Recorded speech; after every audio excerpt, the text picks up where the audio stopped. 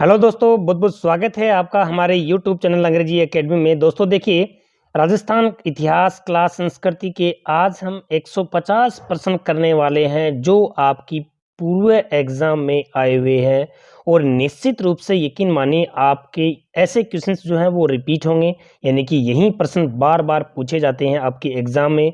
ये आपकी जो आरबीएससी है, एनसीईआरटी है, उसी बुक्स से लिया गया है, यानी कि उन्हीं जो बुक्स हैं उनका एक निचोड़ मान लीजिए आप यहाँ पे। किसका है? आपका राजस्थान के इतिहास एवं कला संस्कृति की जितने भी क्वेश्चंस बनते हैं इंपॉर्टेंट 150 परसेंट का हम यहाँ पे क्या करेंगे, डिस्कशन करेंगे जो आपकी पहले एग्जामों में आए हुए हैं। तो चलिए हम स्टार्ट करते हैं दोस्तों। पहला प्रश्न आता है आपका, रणथंभौर का दुर्ग है, उसका पतन कब हुआ था? दोस्तों बहुत इंपॉर्टेंट प्रश्न है ये। रणथंभौर दुर्ग का पतन है वो 11 जुलाई 1301 को हुआ था। बहुत बार ऐसा प्रश्न ये आता है आपकी एग्जाम में और यकीन मानिए ऐसे क्वेश्चंस जो हैं वो पूर्व एग्जाम में आए हुए हैं वो हैं, लेकिन ये रिपीट होते रहते हैं बार बार। तो पहला प्रश्न आपका क्या आ गया? रणथंभौर के दुर्ग का पतन है वो हमारे 11 जुलाई 1301 को हुआ था। नेक्स्ट क्वेश्चन आता है दोस्तों आपका, नाहरगढ़ का किला किस शताब्दी की देन है? तो नाहरगढ़ का किला 18वीं शताब्दी की देन है। अगला क्वेश्चन आता है, गढ़ चिंतामणि किस दुर्ग को कहा जाता है? गढ़ चिंतामणि है वो आपके मेहरानगढ़ दुर्ग को कहा जाता है। कौन सा? गढ़ चिंतामणि। अगला प्रश्न है कि मुगल शैली में राय सिंह द्वारा निर्मित दुर्ग है। मुगल शैली में जो राय सिंह ने जो दुर्ग बनाया था वो आपका आता है जूनागढ़ का दुर्ग, जो कहाँ पर है? बीकानेर के अंदर है। अगला प्रश्न दोस्तों, अष्टधातु की शारदा नामक तोप किस जिले में स्थित है? कौन सी जो अष्टधातु की बनी हुई है और तोप का नाम क्या है? शारदा है। वो किस किले में स्थित है? तो यहाँ पे आपका आता है खंडार दुर्ग। खंडार दुर्ग में स्थित है कौन सी? अष्टधातु की शारदा नामक तोप। हम आपको ज्यादा एक्सप्लेन नहीं कर रहे हैं, ये क्वेश्चंस हैं, उनके आंसर आपको क्या करना है, फटाक से देखनी है। आपको ये भी आइडेंटिफाई हो जाएगा कि आपकी तैयारी है वो कैसी है एग्जाम के अकॉर्डिंग। अगला प्रश्न देखिए, किस दुर्ग को बैंकुटपुर भी कहा जाता है? किस दुर्ग को? बहादुरपुर जो दुर्ग है उसको बैंकुटपुर दुर्ग कहा जाता है। अगला प्रश्न आता है, टोडगढ़ जो दुर्ग है जो अजमेर में स्थित है उसका निर्माण किसने करवाया था? तो दोस्तों कर्नल जेम्स टोड ने टोडगढ़ दुर्ग का निर्माण करवाया था और ये कहां पर स्थित है? अजमेर में है। ककोड़ा का किला किस जिले में स्थित है? ककोड़ा का किला किस जिले में स्थित है? टोंक के अंदर स्थित है। तो आपका राइट आंसर क्या हो जाएगा? टोंक हो जाएगा। नेक्स्ट क्वेश्चन आता है दोस्तों, किस दुर्ग को नागाना दुर्ग नाम से जाना जाता है? कौन से दुर्ग को नागाना दुर्ग के नाम से जाना जाता है? तो यहाँ आप क्या आ जाएगा? नागौर दुर्ग को नागाना, ना से देखिए आप पहचानिए, ना से ठीक है। तो नागाना नागौर, इस तरह से आप इसको क्या कर लीजिए, आइडेंटिफाई कर लीजिए। अगला प्रश्न आता है, मेहरानगढ़ दुर्ग किस पहाड़ी पर स्थित है? मेहरानगढ़ दुर्ग है वो किस पहाड़ी पर स्थित है? दोस्तों चिड़िया टूक पहाड़ी पर। बहुत बार पूछा गया क्वेश्चन है ये। मेहरानगढ़ दुर्ग है वो चिड़िया टूक पहाड़ी पर स्थित है। अगला प्रश्न देखिए, किस स्थान पर भाद्रपद शुक्ल दशमी को सर्पदंश के कारण तेजाजी की मृत्यु हो जाती है? वेरी वेरी इंपॉर्टेंट क्वेश्चन है दोस्तों ये, कि भाद्रपद शुक्ल दशमी को सर्पदंश के कारण तेजाजी की मृत्यु हो जाती है। तो ये क्या आएगा आपका? सेंदरिया। अगर ऑप्शन में आपको सेंदरिया नहीं मिले तो सुरसराज भी कर देना आप लोग, सुरसरा, ठीक है। सुरसरा या फिर सेंदरिया एक ही जगह का नाम है। और भाद्रपद शुक्ल दशमी को यहाँ पे तेजा जी का मेला भी लगता है, ये भी आपको याद रखना है। तो ये वाला बहुत बहुत इंपॉर्टेंट क्वेश्चन है। अगला प्रश्न देखिए, मेवाड़ के शासक राणा सांगा के आराध्य देवता कौन थे? बहुत इंपॉर्टेंट क्वेश्चन है। मेवाड़ के शासक जो राणा सांगा थे उनके आराध्य देव कौन से हैं? देव नारायण जी। कौन से आराध्य देव हैं? देव नारायण जी हैं।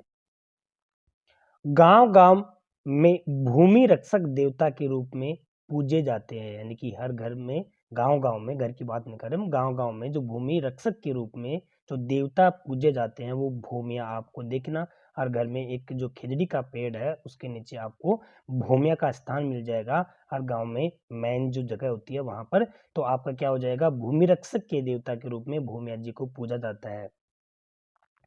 लोक देवताओं में सबसे लंबा गीत किस देवता का है? लोक देवताओं में सबसे लंबा गीत है वो रामदेव जी का है, ये याद रखना। लोक देवताओं में सबसे लंबा गीत है वो रामदेव जी का है।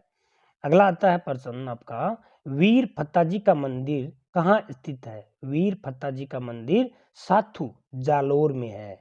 कहाँ पर है? साथू में। किस लोक देवता के मंदिर में पगलियां प्रतीक चिन्ह की पूजा की जाती है, यानी कि पगलियां की पूजा की जाती है, वो कौन से लोक देवता हैं? तो यहाँ पे आपका जो आंसर आएगा वो रामदेव जी हैं। उनकी पगलियां की आपको क्या देखना, उनके मंदिर है वहां पे उनकी पूजा की जाती है, उनके पगलियां की। अगला क्वेश्चन आता है दोस्तों, वीर बिग्गा जी के पिता का नाम क्या था? वीर बिग्गा जी के पिता का नाम मोहन राव था। कई बार ऐसे क्वेश्चन भी आपसे पूछ लेते हैं, जो फला लोक देवता है उनकी पत्नी का नाम क्या था, उनकी माता का नाम क्या था, उनके पिता का नाम क्या था, ऐसा बहुत बार प्रश्न आपसे पूछा जाता है। तो वीर बग्गा जी हैं, उनके पिताजी का नाम मोहन राव था। अगला क्वेश्चन आता है, लोक देवता तेजाजी को किस उपनाम से जाना जाता है? लोक देवता जो तेजाजी महाराज हैं उनको किस उपनाम से जाना जाता है? पीरों के पीर, जाहर पीर, धोलिया वीर, रामसा पीर।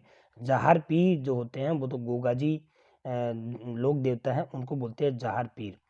ठीक है, तो यहाँ पे जो आपका आंसर आता है वो धोलिया वीर। ठीक है दोस्तों, तो ये से आपको आंसर करना है। लोक देवता तेजाजी का उपनाम है धोलिया वीर, और यहाँ पे जाहर पीर गोगा जी का, ये भी याद रखना है आपको। अगला प्रश्न है, राजस्थानी लोकगीत नेतल का भरतार किस लोक देवता से संबंधित है? कौन सा लोकगीत नेतल का भरतार कौन से? रामदेव जी से है। तो इसका आंसर कर लेना। नेक्स्ट क्वेश्चन है, किस लोक देवता की मूर्ति आदमकद नग्न अवस्था में होती है? आदमकद का मतलब जानते हो क्या आप लोग?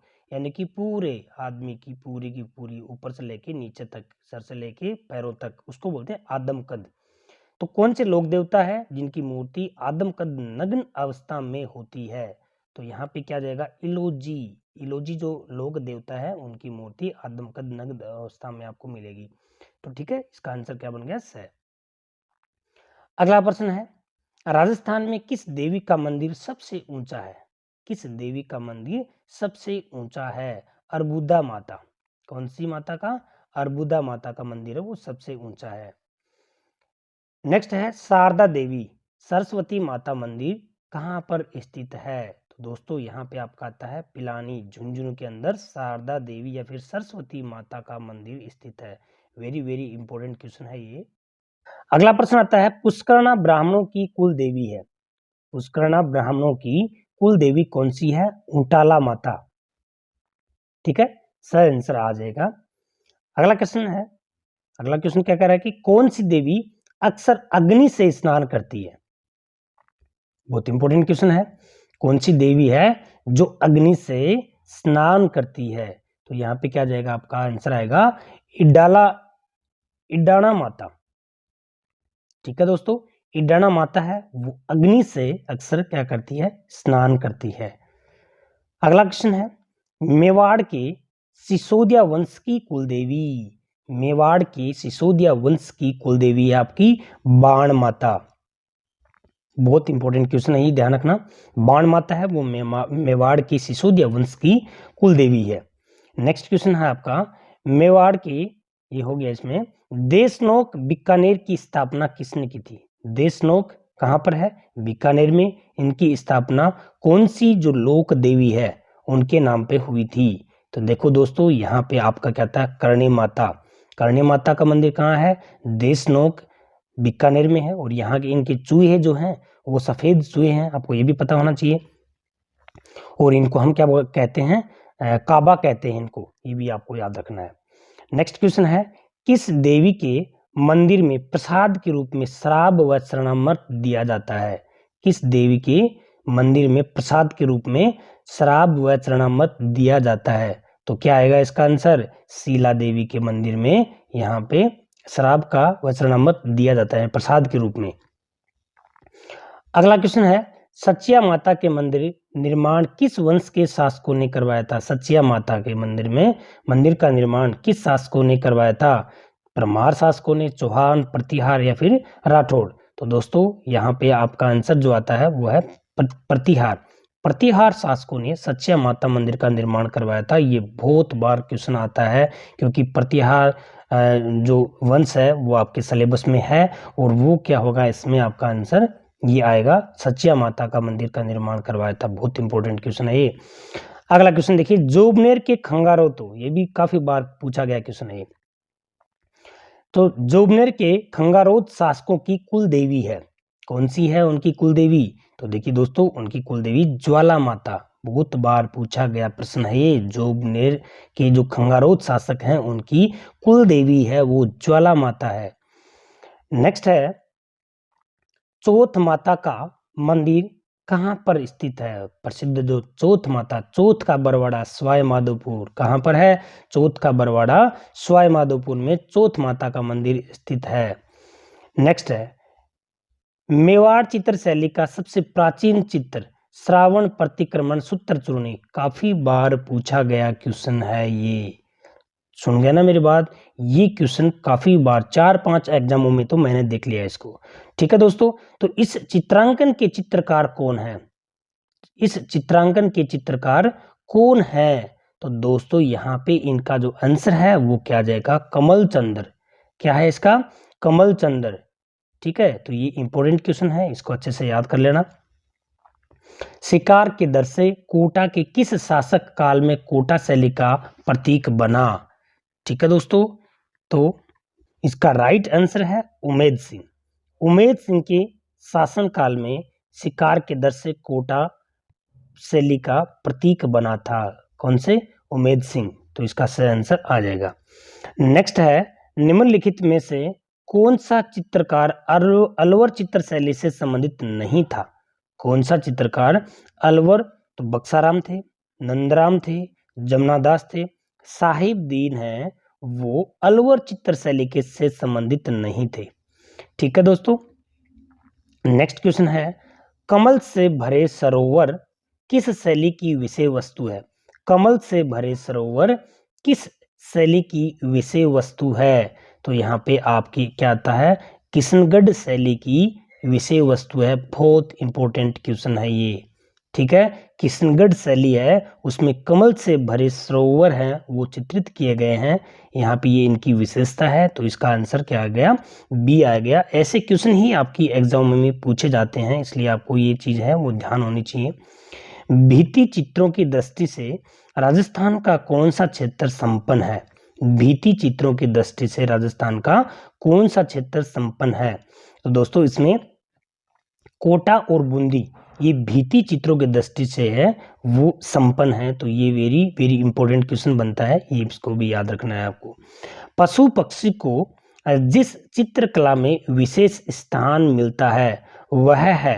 तो दोस्तों यहाँ पे पशु पक्षियों के लिए जानी जाने वाली आपकी कौन सी है? बूंदी की शैली है। ये वेरी वेरी इंपॉर्टेंट है। इसमें क्या होता है कि पशु पक्षियों को ज्यादा महत्व दिया गया है। अगला क्वेश्चन आता है आपका, सीताराम, बदन सिंह और नानक राम चित्रकार चित्रकला की किस शैली से संबंधित हैं? तो दोस्तों ये जो चित्रकार हैं ये भी इंपॉर्टेंट है, ये भी ध्यान रखना है। तो ये भी आपका आंसर क्या गया इसमें? किशनगढ़। सीताराम, बदन सिंह, नानक राम, और यहाँ पे ये जो चित्रकार हैं वो कौन सी शैली से हैं? तो आपका आंसर क्या बन गया यहाँ पे? द आंसर बन गया किशनगढ़। राजस्थानी चित्रकारियों में रंगों को निम्नलिखित में से किससे निकाला नहीं जाता था? तो बताइए इसमें क्या आएगा आपका? पशुओं की चमड़ी। ठीक है, राजस्थानी चित्रकारियों में रंगों को निम्नलिखित में से किससे निकाला नहीं जाता था? तो पशुओं की चमड़ी। बाकी कीमती पत्थर हैं, चांदी हैं, स्वर्ण है, इनसे उनको नकारा जाता था। ठीक है, तो इसलिए यहाँ पे पशुओं की चमड़ी है वो इसमें नहीं आएगा। नेक्स्ट क्वेश्चन है, रुकनुद्दीन, शाहिदीन, रशीद और कासिम किस चित्रकला शैली से संबंधित थे? तो दोस्तों इसके आ जाएगा बीकानेर। ठीक है ना, बीकानेर जो है उसके प्रसिद्ध जो चित्रकार हैं वो रुकनुद्दीन, शाहिदीन, रशीद और कासिम है।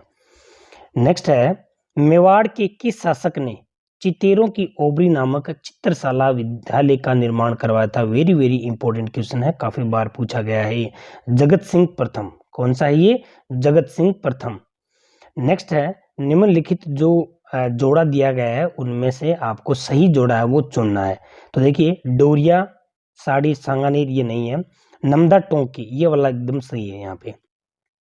तो इसका क्या जाएगा? ब आंसर आ जाएगा आपका। नेक्स्ट है, चंदूजी का गड्ढा तथा बोडीगामा स्थान किसके लिए प्रसिद्ध है? तो दोस्तों यहाँ पे क्या आ गया आपकी? तीर कमान के लिए। किसके लिए है? तीर कमान के लिए प्रसिद्ध है। कौन सा? चंदूजी का गड्ढा और बोडीगामा। नेक्स्ट क्वेश्चन है आपका, गरासियों की फाग के लिए राजस्थान का कौन सा स्थान प्रसिद्ध है? गरासियों की फाग के लिए। तो दोस्तों यहाँ पे सोजत पाली है, वो गरासियों की फाग के लिए प्रसिद्ध है। नेक्स्ट है, विभिन्न देवी देवताओं के कागज पर बने चित्र क्या कहलाते हैं? तो पाने कहलाते हैं। ये तो काफी बार पूछा गया है। तो इसमें क्या आएगा आपका? देवी देवताओं के जो कागज के ऊपर जो चित्र बनते हैं वो उनको कहते हैं हम पाने। नेक्स्ट है, धातु से बनी वस्तुओं पर सोने पर पतले तारों की जड़ाई को क्या कहते हैं? यानी कि धातु से बनी वस्तुओं पर सोने पर जो पतले तारों की जो जड़ाई होती है उसको, वो कला है, वो कौन सी कला होती है? तो मीनाकारी बोलते हैं, उसको याद रखना। ठीक है। नेक्स्ट है, कौन सा कुट सुमेलित नहीं है? नहीं है पूछा है। तो यहाँ पे ध्यान मंजरी के लेखक कौन है? अगरदास, भक्तमाल, नाभादास, एकलिंग महात्म में यहाँ पे मंडन ये नहीं है इसका, तो ये वाला बेमेल हो गया यहाँ पे। राजरूपक के कौन है? वीर कवि बाण। तो यहाँ पे सी जो है वो क्या कुट है, वो सही नहीं है। अगला प्रश्न है दोस्तों, श्री सरस्वती पुस्तकालय जो अलभ्य एवं दुर्लभ साहित्य का अप्रितम खजाना है, कहाँ स्थित है? फतेहपुर सीकर के अंदर स्थित है। कौन सा? सरस्वती पुस्तकालय, याद रखना है इसको। नेक्स्ट क्वेश्चन है आपका, निम्नलिखित में से किस राजस्थान ग्रंथ में अलाउद्दीन खिलजी की जालोर विजय, अलाउद्दीन खिलजी की जालोर विजय का वर्णन मिलता है? ये वेरी वेरी इंपॉर्टेंट क्वेश्चन है। किसमें? कानड़ देव परबन। ठीक है, ये याद रखना, बहुत इंपॉर्टेंट क्वेश्चन है। इसमें अलाउद्दीन खिलजी की जालोर विजय का वर्णन मिलता है इसके अंदर। नेक्स्ट क्वेश्चन आता है कि 19वीं शताब्दी का प्रथम इतिहासकार जिसने राजस्थान की सामंतवादी व्यवस्था के बारे में लिखा था, राजस्थान की सामंतवादी व्यवस्था के बारे में लिखने वाले कौन थे? कर्नल जेम्स टोड थे। नेक्स्ट है, वह कौन सा प्रथम अंग्रेज इतिहासकार था जिसने राजस्थान की जागीरदारी व्यवस्था पर लिखा था? तो ये भी वही आते हैं। कौन? Colonel James Tod. तो यहाँ पे आपका आंसर क्या बन गया? The answer. नेक्स्ट है, आयो अंग्रेज मुल्क रे ऊपर गीत किसके द्वारा रचित है? कौन सा गीत? आयो अंग्रेज मुल्क रे ऊपर। तो दोस्तों ये जो है वो बांकीदास जी के द्वारा लिखा गया है ये वाला। ऐसे ही आजकल क्या पूछने लगे हैं, राजस्थानी साहित्य के प्रश्न है वो ऐसे ही पूछने लग गए हैं, याद रखना ये क्वेश्चन बहुत इंपॉर्टेंट है। अगला क्वेश्चन है, रूसी कथाओं के राजस्थानी अनुवाद गजबन के लिए सोवियत लैंड नेहरू पुरस्कार किसे दिया गया? वेरी वेरी इंपॉर्टेंट क्वेश्चन है ये। तो लक्ष्मी कुमारी चोड़ावत को किसके लिए राजस्थानी अनुवाद गजबन, और क्या दिया गया इसको? सोवियत लैंड नेहरू पुरस्कार दिया गया रूसी कथाओं के राजस्थानी अनुवाद गजबन के लिए। ठीक है, तो ये कैसे भी करके घुमा फिरा के आपसे क्या कर सकते हैं, पूछ सकते हैं ये। नेक्स्ट है, पद्मिनी की कथा को सबसे अधिक लोकप्रिय बनाया कि लेखनी ने? किसकी लेखनी ने पद्मिनी की कथा को सबसे अधिक लोकप्रिय बनाया था? तो मलिक मोहम्मद जायसी। क्या आएगा इसमें? से आ जाएगा, मलिक मोहम्मद जायसी ने। अगला क्वेश्चन है, गीता प्रेस गोरखपुर की स्थापना 1923 में, तो याद रखना इसको, गीता प्रेस गोरखपुर की स्थापना कब हुई थी? 1923 में हुई थी। और ये राजस्थान में जन्मे किस व्यक्ति ने की थी? ये गीता प्रेस गोरखपुर बहुत प्रसिद्ध है, याद रखना है। स्थापना 1923 में करवाई किसने थी? हनुमान प्रसाद पोद्दार ने। कहाँ के थे? राजस्थान के थे। तो ये तीन चीजें इनके बारे में आपको याद रखनी है। अगला प्रश्न है, हमीर हठ महाकाव्य की रचना किसने की जिसमें हमीर देव चौहान की जानकारी प्राप्त होती है? ये भी बहुत इंपॉर्टेंट क्वेश्चन है। तो यहाँ पे चंद्रशेखर ने हमीर हठ के जो हमीरहट्ट महाकाव्य के लेखक कौन है? चंद्रशेखर हैं। और इसमें किस चीज का वर्णन है? हमीरदेव चौहान की जानकारी मिलती है इसके अंदर। अगला प्रश्न है, निम्नलिखित में से आपको गलत का पहचान करनी है। तो बेणेश्वर धाम कहाँ है? डूंगरपुर में है। ठीक है। और यहाँ पे बादशाह का जो मेला है वो ब्यावर में भरता है। मरु मेला बाड़मेर, ये नहीं है। तो ये क्या हो जाएगा? ये बेमेल है, गलत है। गोतमेश्वर ये कहाँ पे है? सिरोही में। ठीक है। तो ये ध्यान रखना, इसमें क्या जाएगा? सही आंसर हो जाएगा आपका। राजस्थान के रुणीचा के मेले की वह विशेषता जो सूफी समाज, या फै करना, सूफी समाज के लिए आवश्यक है। तो देखो ये भी इंपॉर्टेंट है। तो इसमें सांप्रदायिक सद्भाव क्या जाएगा? सांप्रदायिक सद्भाव है वो रुणीचा का मेला है, वो इसके लिए सूफी समाज के लिए आवश्यक है, सांप्रदायिक सद्भाव के कारण। ठीक है। नेक्स्ट है, देव झूलनी मेला किस स्थान पर आयोजित होता है? कौन सा? देव झूलनी चारभुजा राजसमंद। कहाँ स्थित होता है? चारभुजा राजसमंद में। सेवड़िया पशु मेला किस स्थान पर आयोजित होता है? कौन सा? सेवड़िया पशु मेला है वो किस स्थान पर आयोजित होता है? तो दोस्तों रानीवाला जालोर। कहाँ पर आयोजित होता है? रानीवाला जालोर में आयोजित होता है। राजस्थान के किन 2 स्थानों पर नागौरी बैलों का व्यापार होता है? किन 2 स्थानों पर नागौरी जो बैल होते हैं, ठीक है, उनका व्यापार होता है? तो परबतसर में और एक मेड़ता में। यहाँ पे अब तो गवर्नमेंट ने इनको क्या कर दिया? बैन कर दिया। लेकिन यहाँ पे नागौरी जो बैल हैं उनका यहाँ मेला भी लगता है परबतसर में और मेड़ता में, और बहुत महंगे महंगे क्या बिकते हैं? नागौरी बैल है वो बिकते हैं। नेक्स्ट है, निम्नलिखित में से कौन सा त्योहार राजस्थान से संबंधित नहीं है? तीज है, गणगौर है, गोगानमी है, ओणम का त्योहार है वो राजस्थान से संबंधित नहीं है। अगला है, हिंदू महीनों के आधार पर छोटी तीज का त्योहार किस माह में मनाया जाता है? छोटी तीज, तो यहाँ पे सावन के अंदर, श्रावण माह के अंदर छोटी तीज है वो त्योहार मनाया जाता है। अगला है, शक संवत व विक्रम संवत में कितने वर्ष का अंतर होता है? ठीक है, 135 वर्ष का अंतर होता है। ये भी याद रखना भाई, बहुत इंपॉर्टेंट क्वेश्चन है ये भी। राजस्थान में प्रसिद्ध तीज माता की सवारी कहाँ पर निकाली जाती है? किसकी? तीज माता की सवारी है वो जयपुर की बहुत प्रसिद्ध है। अगला क्वेश्चन है, मुस्लिम संप्रदाय किस महीने में ताजी की सवारी निकालता है? कौन सा संप्रदाय? मुस्लिम संप्रदाय ताजी की सवारी किस महीने में निकालता है? तो मुहर्रम का जो महीना होता है उसमें ताजी की सवारी है वो निकाली जाती है। अगला क्वेश्चन है, पीपल पूर्णिमा का त्योहार कब मनाया जाता है? किसका? पीपल पूर्णिमा का त्योहार है वो बैसाख पूर्णिमा को मनाया जाता है। कब मनाया जाता है? बैसाख पूर्णिमा को। नेक्स्ट है, नवरात्र के अवसर पर चतुर्थी को किस क्षेत्र में भलका चौथ मनाई जाती है? भलका चौथ किस महीने में मनाई जाती है? यानी कि जो आपके नवरात्र के अवसर होते हैं उनमें चतुर्थी को और भलका चौथ मनाई जाती है, लेकिन वो किस क्षेत्र में मनाई जाती है? तो दोस्तों मेवाड़ क्षेत्र है उसमें भलका चौथ है वो मनाई जाती है। धींगा गणगौर किस शहर की प्रसिद्ध है? धींगा गणगौर किस शहर की प्रसिद्ध है? उदयपुर की धींगा गणगौर प्रसिद्ध है। ठीक है। नेक्स्ट है आपका, छोटी दीपावली का त्योहार कब मनाया जाता है? छोटी दीपावली का त्योहार कार्तिक कृष्ण चतुर्दशी को मनाया जाता है। ठीक है, छोटी दीपावली, बड़ी दीपावली, ये भी याद रखना आपको। तो यहाँ पे आपका आंसर क्या आ गया? ब आंसर आ गया। नेक्स्ट क्वेश्चन है दोस्तों, राजस्थान में किस स्थान का निहाण का त्योहार प्रसिद्ध है? ये क्वेश्चन भी पूछा गया। देखो, निहाण का त्योहार किस स्थान का प्रसिद्ध है? सांगोद का प्रसिद्ध है। ठीक है। नेक्स्ट है, जैसलमेर बाड़मेर में पाई जाने वाली संगीतकार जाति है। कहाँ पर? जैसलमेर बाड़मेर में पाई जाने वाली संगीतकार वो क्या है? लेंगा। ठीक है ना, लेंगा जो संगीतकार लेंगा जाती है वो जैसलमेर बाड़मेर में पाई जाने वाली संगीतकार जाती है। ठीक है।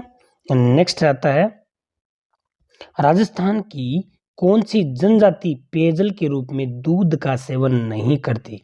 पेयजल के रूप में दूध का सेवन नहीं करती है तो कैथोड़ी जनजाति। ठीक है, ऐसे क्वेश्चन भी पूछे गए हैं। नेक्स्ट आता है आपका कथोड़ी जनजाति का जो घास फूस की बनी झोपड़ियां हैं उनको क्या कहते हैं? खोलरा। क्या कहेंगे? खोलरा कहेंगे। ये वेरी वेरी इंपॉर्टेंट है, याद रखना, ऐसे क्वेश्चन से ही पूछे जाते हैं आपको जनजातियों से संबंधित। कथोड़ी जनजाति के प्रमुख आराध्य देवता कौन से हैं? तो डूंगर देव जी। कौन से हैं? डूंगर देव जी हैं। नेक्स्ट है मोर पक्षी को आदर्श व सफेद पक्षी को शुभ कौन सी जनजाति मानती है? तो गरासिया जनजाति है वो मोर पक्षी को आदर्श और सफेद पक्षी को शुभ मानती है। नेक्स्ट है राजस्थान की वह जनजाति जो मृतक का अंतिम संस्कार 12वें दिन करती है। तो गरासिया जनजाति है वो मृतक का संस्कार 12वें दिन करती है।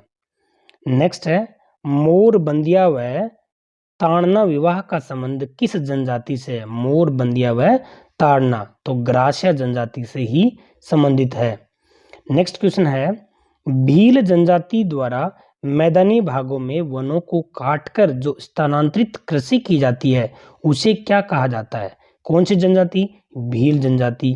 और मैदानी भागों में जो वन है काटकर उनको साफ करती है उनको दजिया बोलते हैं। कई बार आपके एग्जाम में क्वेश्चन ये आता है कि दजिया क्या है, तो आपका आंसर क्या होगा कि भील जनजाति द्वारा मैदानी भागों में वनों को काटकर की जाने वाली कृषि को हम क्या कहते हैं? दजिया। ठीक है दोस्तों, तो ये वाला क्वेश्चन कैसे भी आपसे क्या कर सकते हैं? पूछ सकते हैं। हाथी वेंडो नामक विवाह का प्रचलन किस जनजाति में है? कौन सा? हाथी वेंडो। ठीक है, तो ये इसमें क्या आ गया आपका? भील जनजाति। भील जनजाति में ये नाम ये प्रचलित में है। नेक्स्ट है राजस्थान में सर्वाधिक अनुसूचित जनजाति लिंगानुपात वाला जिला कौन सा है? अनुसूचित जनजाति वाला, सर्वाधिक अनुसूचित जनजाति वाला यहाँ पे आपका आ जाएगा डूंगरपुर। डूंगरपुर के अंदर क्या है? सर्वाधिक अनुसूचित जनजाति लिंगानुपात की बात कर रहा है यहाँ पे। ठीक है, तो यहाँ पे क्या आ जाएगा आपका आंसर? से। फेनी नामक आभूषण कहाँ पहना जाता है? फेनी नामक आभूषण है वो नाक में पहना जाने वाला आभूषण है। नेक्स्ट है खीवण नामक आभूषण कहाँ पहना जाता है? खीवण नामक आभूषण है वो भी नाक में पहना जाने वाला है। नेक्स्ट है नथफुल, नथ, बिजली, नथनी आभूषण कहाँ पर पहने जाते हैं दोस्तों? तो देखिए नथ से ही आपका क्या हो रहा है? तो यहाँ पे नाक, नथफुल, नथ, बिजली, नथनी, ये नाक से ही। ठीक है, नथ का मतलब नाक। सांकली आभूषण कहाँ पहना जाता है? सांकली आभूषण है वो कहाँ पहना जाता है? सिर में सांकली। नेक्स्ट है सुरमंग आभूषण कहाँ पहना जाता है? सुरमंग है वो सिर में, सुरमंग सिर में। ठीक है, नेक्स्ट है बोर कहाँ पहना जाता है? तो बोर जो है वो माथे पर होता है ना, बोर, बोरला, तो ये माथे पर पहने जाने वाले आभूषण हैं। कोकी नामक आभूषण कहाँ पहना जाता है? तो ये भी आपके नाक में। कोकी नामक आभूषण, कोका कोका गाना चला था ना, तो वो क्या होता है यहाँ पे? नाक में पहना जाने वाला आभूषण है। दामना नामक आभूषण कहाँ पहना जाता है? दामना, तो दोस्तों दामना है वो कहाँ पर बताइए? दामना अंगुली में पहना जाने वाला है, हाथ में नहीं, अंगुली में। तो दामना कहाँ पहना जाने वाला है? अंगुली में, ए आ जाएगा इसमें। चौंप नामक आभूषण शरीर के किस अंग पर पहना जाता है? गर्दन में, कलाई में, मस्तक में, नाक में? तो बताइए नाक में पहना जाने वाला चौंप नामक आभूषण होता है। अगला क्वेश्चन है निम्नलिखित में से कौन सा आभूषण कान पर पहना जाता है? तो कान पर पहने जाने वाला आभूषण है टोंटी। ठीक है, नेक्स्ट आता है आपका निम्नलिखित में से कौन सी जाति अनुसूचित जनजाति नहीं है? अनुसूचित जाति नहीं है, जनजाति की बात नहीं कर रहा, वो जाति पूछा है। ठीक है, तो यहाँ पे आपको क्या जाएगा? ग्रासिया जो है ना वो अनुसूचित जाति, अनुसूचित जाति नहीं जनजाति है, याद रखना, अनुसूचित जनजाति है, जाति नहीं है। ठीक है, तो ये द आंसर इसका हो जाएगा। किस जनजाति में विवाह की एक अनोखी परंपरा जिसमें वृक्षों को साक्षी माना जाता है? तो यहाँ पे भील जनजाति है, उनमें विवाह के अवसर पर और वृक्षों को साक्षी माना जाता है। अगला क्वेश्चन आता है दोस्तों निम्नलिखित में से सहरिया जनजाति की कुल देवी है। सहरिया जनजाति की कुल देवी कौन सी है? कोडिया माता। कौन सी है? कोडिया माता है, वो सहरिया जनजाति की कुल देवी है। राजस्थान में उंदरिया पंथ किनमें प्रचलित है? कौन सा उंदरिया पंथ है वो किसमें प्रचलित है? तो यहाँ पे आता है भीलों के अंदर उंदरिया पंथ है वो प्रचलित है।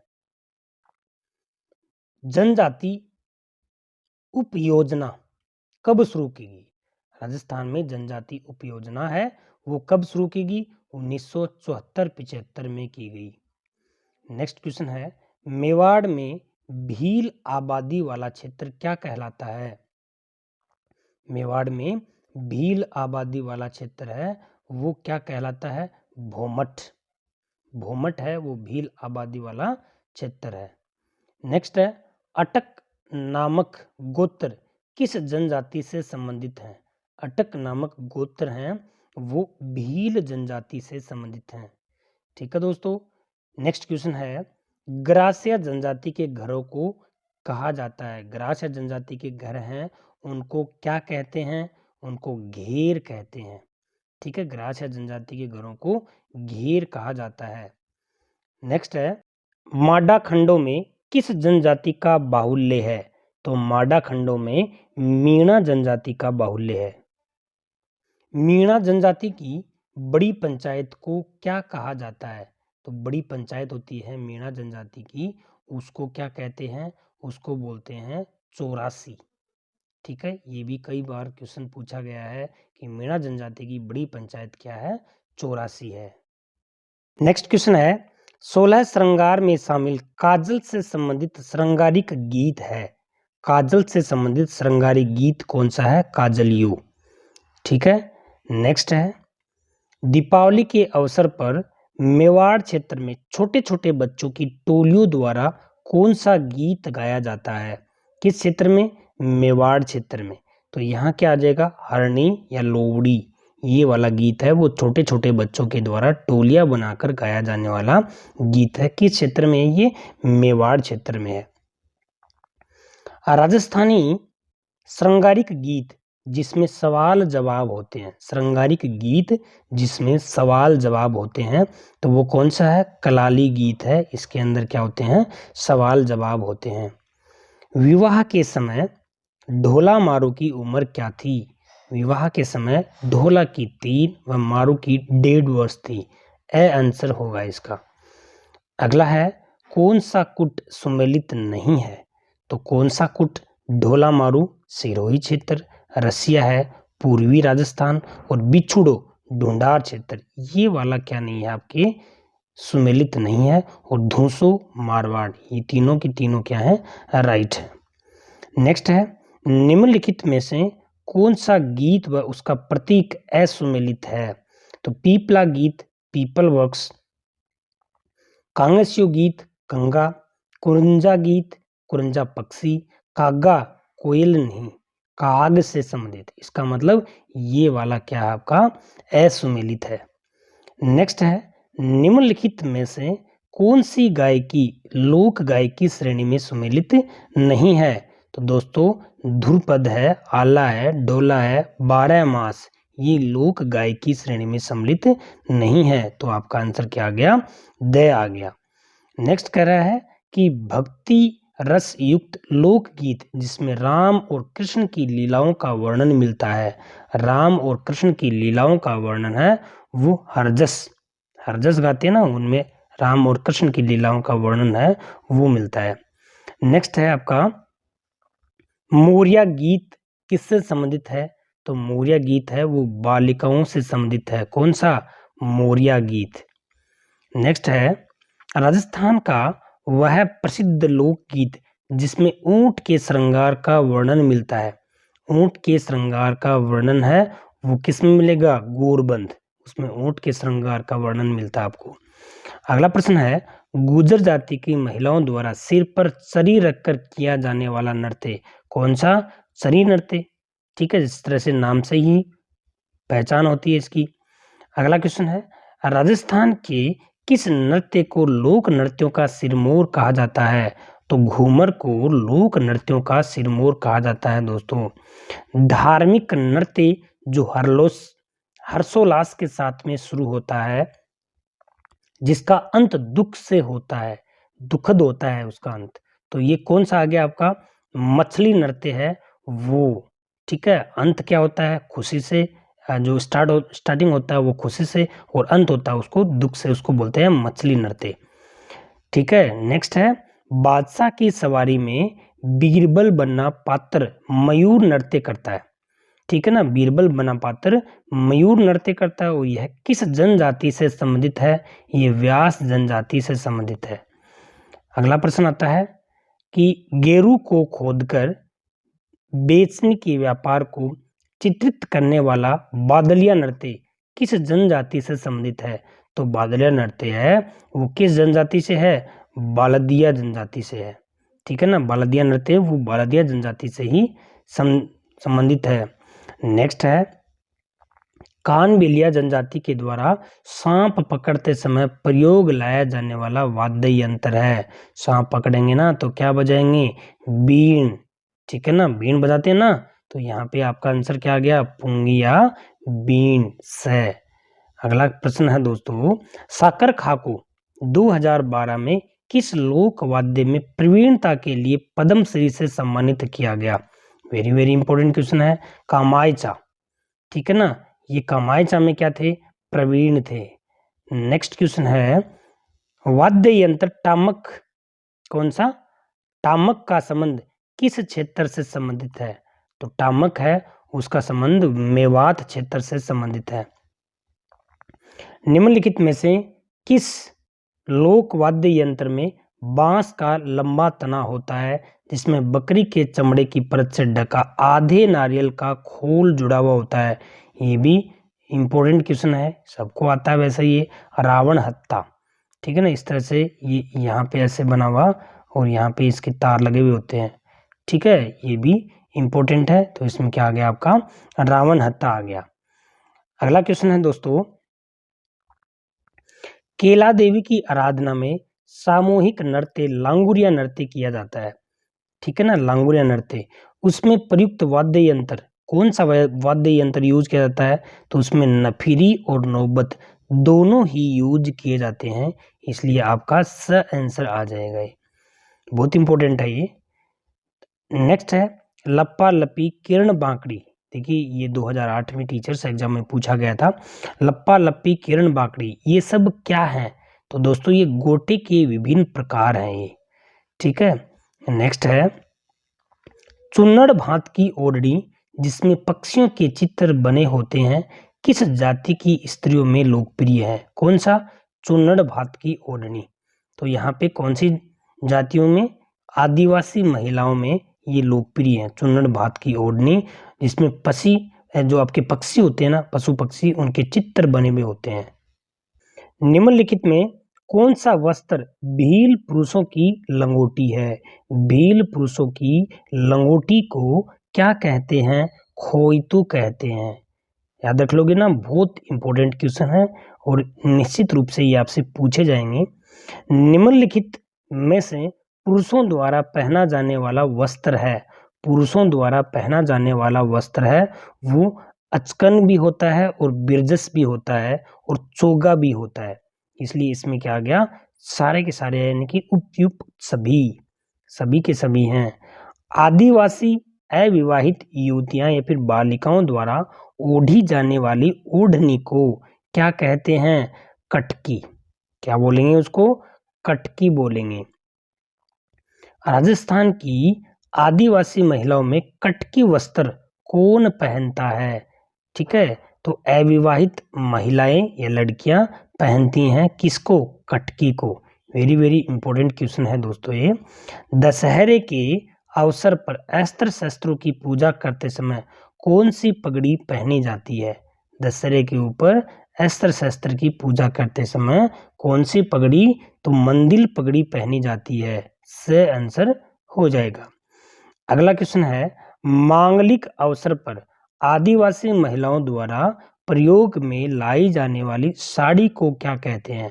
मांगलिक अवसर पर आदिवासी महिलाओं द्वारा। तो क्या है, ये आता है जामसाई साड़ी। यहाँ पे आदिवासी महिलाएं इसको प्रयोग में लेती हैं और किस अवसर पर, मांगलिक अवसर पर काम में लेती हैं इसको। बच्चे के जन्म पर जलवा पूजन के समय महिलाओं द्वारा कौन सा पोमचा ओढ़ा जाता है? तो यहाँ पे पीला पोमचा ओढ़ा जाता है। वेरी वेरी इंपॉर्टेंट क्वेश्चन है। फूल पत्ती का साफा राजस्थान में किस अवसर पर पहना जाता है? फूल पत्ती का साफा, तो दोस्तों यहाँ पे होली के अवसर पर फूल पत्ती का साफा है वो पहना जाता है। सामेला, तुम्हावा, मधुपर्वक व आगवानी किस समारोह से संबंधित हैं? तो यहाँ पे आपके विवाह से संबंधित हैं सामेला, तुम्हावा और मधुपर्वक व आगवानी। देखो ये नाम है ना, ये याद कर लेना, ऐसे वेरी वेरी इंपॉर्टेंट है ये वाला क्वेश्चन। किसी लड़की के लिए लड़का रोकने की जो रस्म होती है उसको हम क्या बोलते हैं? सगाई बोलते हैं उसको। ठीक है, ये याद रखना है, बहुत इंपॉर्टेंट है, ये भी क्षेत्रीय नाम होता है ये। अगला देखिए, गर्भवती स्त्री को अमंगलकारी शक्तियों से बचाने के लिए क्या, कौन सा संस्कार है वो किया जाता है? तो देखिए सीमंतोन्नयन, ये वाला संस्कार है वो किया जाता है। इसको भी अच्छे से रट लेना, ये भी इंपॉर्टेंट क्वेश्चन है ये। नेक्स्ट है, किसी युद्ध में केसरिया तो हुआ लेकिन महिलाओं द्वारा जोहर नहीं हुआ, तो उसे क्या कहा जाता है? तो उसे अर्धशाखा कहा जाता है।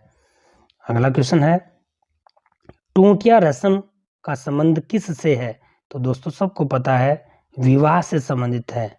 अगला है, किसी व्यक्ति की मृत्यु त्योहार के अवसर पर हो जाती है तो वह परिवार यह त्योहार फिर नहीं मनाता है, ये प्रथा क्या कहलाती है? ओंख, क्या कहलाती है? ओंख कहलाती है। मृतक के 12वें दिन अशौच निवारणार्थ पानी से भरे जाने वाले मटके को क्या कहते हैं? तो दोवनिया, क्या बोलेंगे उसको? दोवनिया बोलेंगे। नेक्स्ट है, जन्म के बाद बच्चे को 6 माह बाद पहली बार अन्न का आहार देने की जो परंपरा है उसको क्या कहते हैं? अन्नप्राशन। क्या कहेंगे उसको? अन्नप्राशन कहेंगे। अगला है, वर पक्ष द्वारा विवाह के अवसर पर वधू के लिए श्रृंगारिक सामान, आभूषण व वस्त्र लाना क्या कहलाता है? तो दोस्तों क्या कहलाता है? बरी पड़ला, पड़ला बोलेंगे उसको। ठीक है, नेक्स्ट क्वेश्चन है, वह संस्कार जो बालक को विद्या प्रारंभ हेतु गुरु के पास ले जाने के समय दिया जाता है, तो ऐसा कौन सा संस्कार है? यज्ञोपवीत। कौन सा है? यज्ञोपवीत संस्कार। मेवाड़ रियासत में किस स्थान पर 1853 ईस्वी में डाकन प्रथा पर रोक लगी थी? याद रखना, डाकन प्रथा पर रोक कब लगी थी? 1853 में। किस रियासत में? मेवाड़ रियासत में। लेकिन कहाँ लगी थी? खैरवाड़ा में। ठीक है, नेक्स्ट है, सर्वप्रथम 1885 ईस्वी में जोधपुर के प्रधानमंत्री सर प्रताप सिंह ने किस प्रथा पर रोक लगाई थी? ये भी वेरी वेरी इंपॉर्टेंट क्वेश्चन है। तो बाल विवाह पर सर्वप्रथम 1885 ईस्वी में जोधपुर के प्रधानमंत्री किसने? सर प्रताप सिंह ने रोक लगाई थी। तो ये भी वेरी इंपॉर्टेंट क्वेश्चन बनता है। किसी एक स्थान या दुर्ग में केसरिया व जौहर होना क्या कहलाता है? तो केसरिया व जौहर हो जाना, दोनों ही चीजें हो जाना, तो वो क्या कहलाएगा? साका। अगला क्वेश्चन है, किसी व्यक्ति की संदिग्ध मृत्यु होने पर मृत्यु स्थान के स्वामी से हर्जाना वसूलना किस प्रथा के अंतर्गत आता है? तो यहाँ पे मोताना प्रथा के अंतर्गत आता है। नेक्स्ट क्वेश्चन है दोस्तों, मेवाड़ के महाराणा के प्रति ली जाने वाली स्थायी भक्ति की शपथ क्या कहलाती थी? तो आन प्रथा कहलाती थी। नेक्स्ट क्वेश्चन है दोस्तों, राजस्थान में सर्वप्रथम किसने मेरवाड़ा की मेर लोगों की पंचायत में कन्यावध को बंद कराया था? मेरवाड़ा के मेर लोगों की पंचायत को कन्यावध को बंद करवाया था इनकी पंचायत ने। ठीक है, तो वो कौन सी आती है इसमें? कैप्टन हॉल ने। किसने बंद करवाया? कैप्टन हॉल ने, ये अंग्रेज अधिकारी था ये। नेक्स्ट है, शासकों द्वारा दासियों को उपपत्नी के रूप में स्वीकार किया जाता था, उस दासी को कहा जाता था, तो उस दासी को पड़दायत कहा जाता था। ठीक है, नेक्स्ट क्वेश्चन है, गवर्नर जनरल बेंटिंग ने निम्न स्तरों पर सती प्रथा रोकने के लिए आदेश दिए, इनमें से कौन सा युग्म सही नहीं है? तो देखो अलवर है वो 1830 में दिए थे। ठीक है, बिल्कुल ठीक है। नेक्स्ट क्वेश्चन है, नेक्स्ट है जयपुर 1844 में। ठीक है, और डूंगरपुर 1856, ये वाला क्या नहीं है, ये बेमेल है, ये सही नहीं है। जोधपुर 1848 आता है, जयपुर है 1844 है, अलवर 1830 और ये डूंगरपुर से, तो ये युग्म वो सही नहीं है, तो आपका सही आंसर इसमें आ जाएगा। 18वीं शताब्दी के किस राजपूत राजा द्वारा विधवा पुनः विवाह हेतु नियम बनाने के प्रयत्न किए गए? कब किए गए? तो यहाँ पे जो प्रयत्न है वो किस राजपूत राजा के द्वारा किए गए, ऐसा पूछा इसमें, तो यहाँ पे आएगा स्वाई जयसिंह। और आज के सेशन का अंतिम क्वेश्चन है दोस्तों, अनमेल विवाह है बाल विवाह निषेध अधिनियम सबसे पहले अलवर रियासत ने किस वर्ष मनाया था? तो सबसे पहले अलवर रियासत ने मनाया था कौन सा, अनमेल विवाह या फिर बाल विवाह निषेध अधिनियम, और वो 10 दिसंबर 1903 को मनाया था। ठीक है दोस्तों, इस तरह से ये वेरी इंपॉर्टेंट सेशन था। आपको कैसा लगा लाइक करना, शेयर करना है, और सब्सक्राइब जिसने नहीं किया वो सब्सक्राइब करना है। Thanks for watching it.